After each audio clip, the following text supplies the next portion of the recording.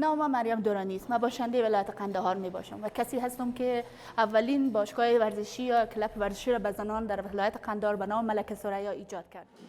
این خانم 36 ساله زمان وکیل مردمی شورای ولایت قندهار نیز بوده و در سال 2012 از دست خانم پرزیدنت ایالات متحده آمریکا میشل اوباما جایزه بین المللی شجاعت زنان را گرفته است. او رهبری یک رادیوی محلی بخشیده به امور زنان را بر دوش داشته، سال گذشته جرأت کرد در قندهار تالار ورزشی خاص برای زنان را بنیاد نماید.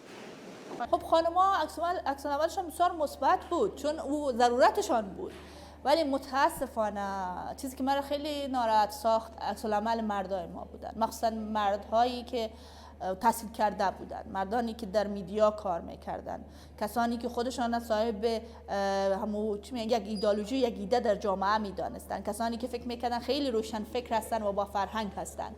اونا بودن که خیلی زیاد در قسمت جایگاه تخریبات داشتند و مرا توهین و تحقیر کردند که این جایگاه را یک جایگاه بد و زشت و غیر شرعی حتی بیان کردند.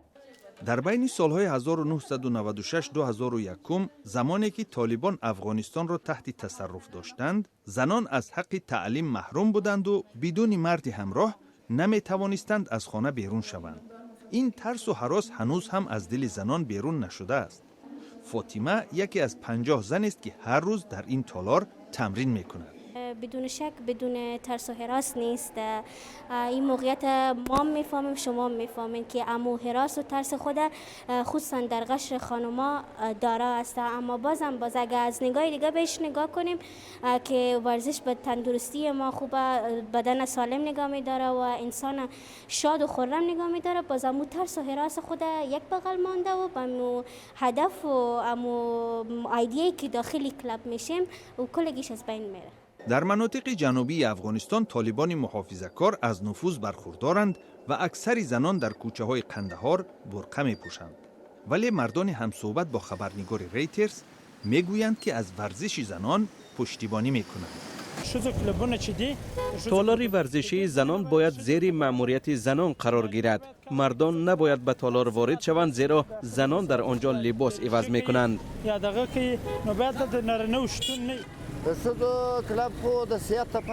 این گونه تالارها برای حفظ صحتی زنان ضرورند. بعضی بیماری ها را می شود با تمرین معالجه کرد. ما مخالف چنین ورزشگاه ها نیستیم و از آن جانبداری میکنیم که امکان ورزش برای زنان افغان بیشتر شود. نزدیک به 2 هفته می شود که در قطر حکومت افغانستان با طالبان راههای ختم جنگ 20 ساله در این کشور را بررسی می کند. بسیاری از زنان افغان در تشویشند که با بازگشت طالبان حقوق آنها محدود می شود. تنها بخش کلپ ما نه، ورزشی نه، بلکه همه بخش‌هایی که زنان در آنها کار میکنند تشویش دارند و ما نگران این هستیم که ممکن است اگر چنانچه طالبان بیاین و با دولت یک جا شوند و اگر محدودیت‌هایی تعیین میشه تا چه حد خواهد بود، چون تا حدی که ما اخبار تعقیب میکنم و میشنویم خیلی کم ما میبینیم که تغییراتی آمده باشه در مفکوره و طرز بینش طالبان. به هر حال زنانی که به این تالار می آیند از آن خوشحالند که کرانتین مربوط با کرونا ویروس خاتمه یافته و آنها امکان دارند بدون محدودیت تمرین کنند.